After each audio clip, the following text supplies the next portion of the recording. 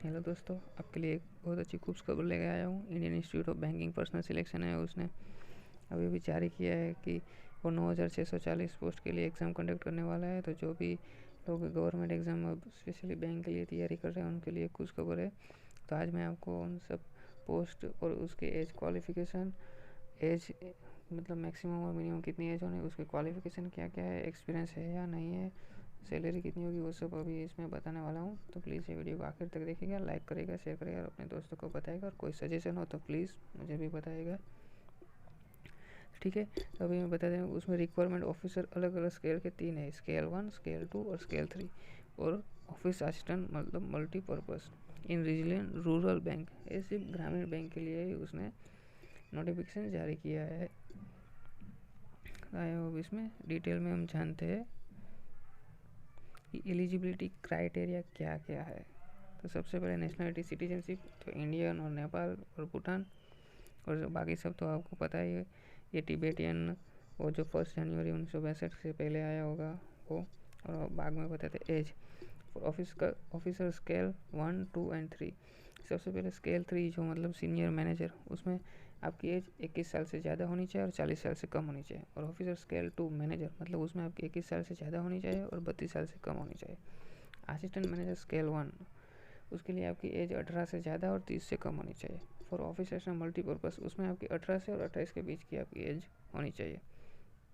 बाकी age relaxation जो देते हैं, ST/SC में 5 ईयर, OBC में 3 ईयर्स और PWD मतलब पर्सन विथ बेंचमार्क डिसेबिलिटी और 10 ईयर्स उसके लिए। आगे हम देखते हैं ये जो गाइडलाइंस है वो सब पढ़ लेना। आगे हम जो ज़रूरी जो है वही सब बताने वाले हैं। अब आते हैं एजुकेशन क्वालिफिकेशन और एक्सपीरियंस। सबसे पहले ऑफिसर मतलब मल्टीपर्पज़, उसमें एजुकेशन क्वालिफिकेशन क्या क्या चाहिए। तो कि bachelor degree in any discipline from recognised university और its equivalent, proficiency in local language as prescribed by the participating RRB। मतलब आप जिस स्टेट में रहने वाले हो, जहाँ भी एग्ज़ाम देने वाले हो, उस स्टेट की जो लोकल लैंग्वेज है वो आपको आनी चाहिए। मतलब जहाँ जैसे कि गुजराती, महाराष्ट्र में मराठी, वैसे आपको उस स्टेट की लोकल लैंग्वेज आनी चाहिए। डिज़ायरेबल मतलब वो लोग वर्किंग नॉलेज ऑफ एक कंप्यूटर, मतलब जो कंप्यूटर नॉलेज वाला बंदा होगा उसको ज़्यादा प्रीफर करेंगे। एक्सपीरियंस नहीं चाहिए। ऑफिसर स्केल 1 मतलब असिस्टेंट मैनेजर, उसमें क्या है, उसमें भी bachelor degree in any discipline from recognised university और equivalent preferable will be given to candidate, ठीक है। उसमें भी वो लोकल लैंग्वेज स्टेट की वाली आनी चाहिए और working knowledge computer prefer. Experience नहीं है उसमें भी। Officer scale 2 general banking officer manager, उसमें भी bachelor degree in any discipline from recognised university और equivalent with minimum 50% mark in aggregate. मतलब आपको कम से कम 50% मार्क के साथ आप ग्रेजुएशन किया होना चाहिए। और उसमें कौन से प्रेफरेबल करेंगे ग्रेजुएशन, कौन से अलग अलग बेंच में, banking, finance, marketing, agriculture, horticulture, forestry, animal husbandry, veterinary science, agriculture, engineering, वैसे वगैरह वगैरह है। उसमें एक्सपीरियंस कितना है तो कि 2 years as an officer in a bank और फाइनेंशियल इंस्टीट्यूट, मतलब आपको किसी बैंक और फाइनेंशियल इंस्टीट्यूट में 2 साल तक का एक्सपीरियंस होना चाहिए। उसके बाद आते हैं officer scale 2 specialist officer manager, उसमें इंफॉर्मेशन टेक्नोलॉजी ऑफिसर के, उसमें आपने bachelor in electronics, communication, computer science और इंफॉर्मेशन टेक्नोलॉजी में जिसने भी किया होगा उसके साथ, और उसका इक्विवेलेंट विथ मिनिमम 50% मार्क, उसमें भी 50% मार्क चाहिए।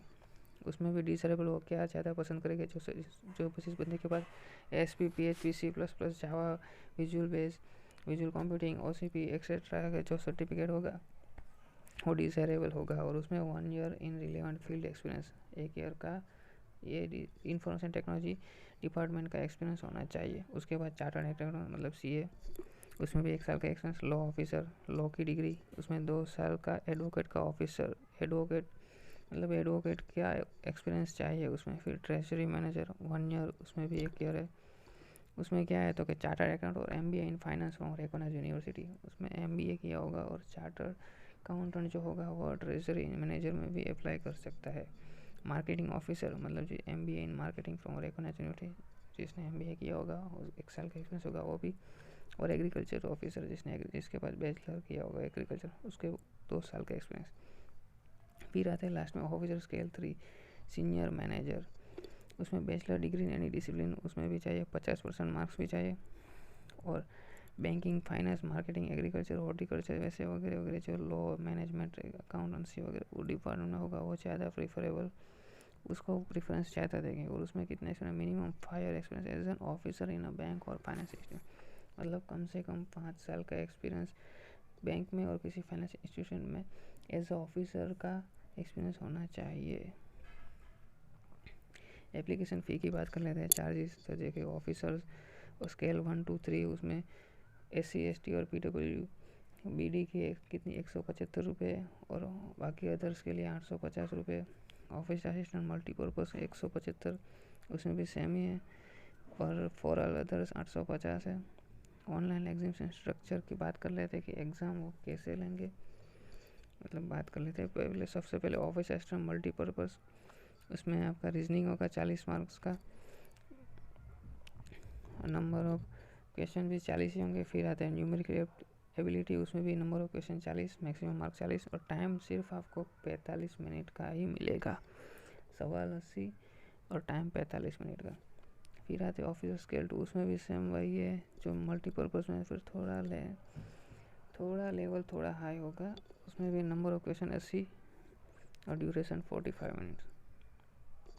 अब बात करते हैं जो प्रीलिम क्लियर कर लेगा वो मेन एग्जामिनेशन, वो बता देते हैं कि मेन एग्जामिनेशन ऑब्जेक्टिव मल्टीपर्पज़ की होगी, मतलब वहाँ भी आपको लिखना कुछ नहीं, वहाँ भी MCQ ही होगी। अब बात कर ले उसमें अलग अलग 5 सब्जेक्ट आएंगे। सबसे पहले रीजनिंग 40 क्वेश्चन, मार्क 50।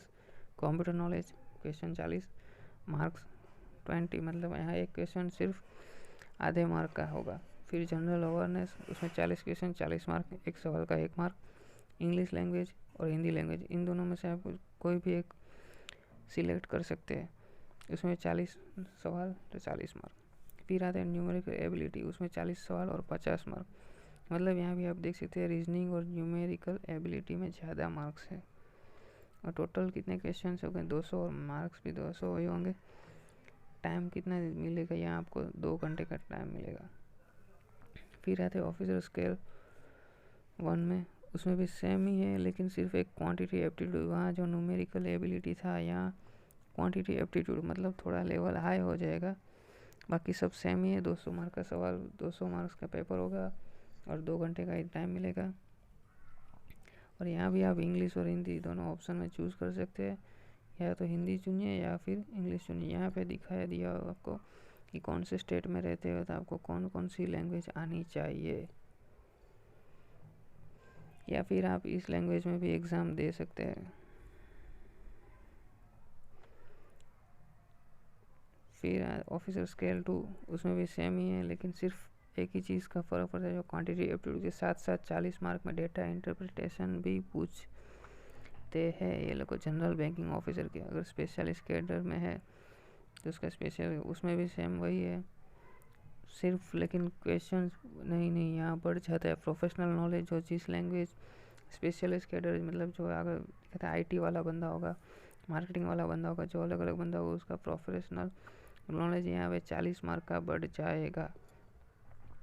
और यहाँ पे सब देख सकते हैं 240 मार्क का पेपर है, 240 मार्क्स 200 मार्क का पेपर है, और नंबर ऑफ क्वेश्चन 240 है। कंपोजिशन टाइम 2 घंटा और 30 मिनट यहाँ आपको मिलेगा।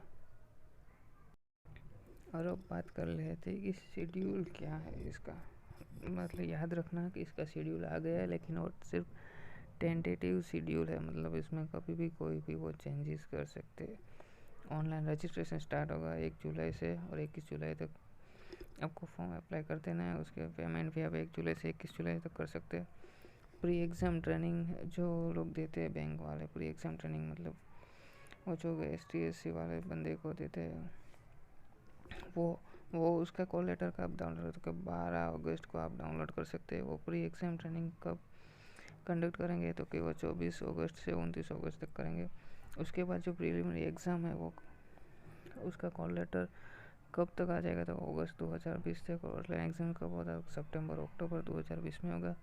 रिजल्ट ऑनलाइन एग्ज़ाम का प्रीलिम का अक्टूबर 2020, और download call letter for main exam उसके लिए अक्टूबर नवंबर 2020 में।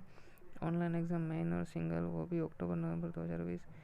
रिजल्ट भी अक्टूबर नवंबर 2020 में ही बता रहे हैं। डाउनलोड पर इंटरव्यू भी होगा स्केल 1 2 3 के लिए। मल्टीपर्पज़ के लिए याद रखना, यहाँ पे कोई इंटरव्यू नहीं है, सिर्फ ऑफिसर स्केल 1 2 3 के लिए ये, वो भी अक्टूबर नवंबर 2020 में हो जाएगा। इंटरव्यू कब लेंगे? वो नवंबर 2020। प्रोविजनल अलॉटमेंट कब तक आ जाएगा?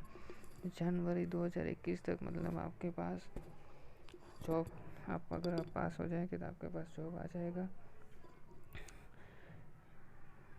ठीक है, बाकी और कोई जानकारी चाहिए तो मुझे कमेंट करके बता देना।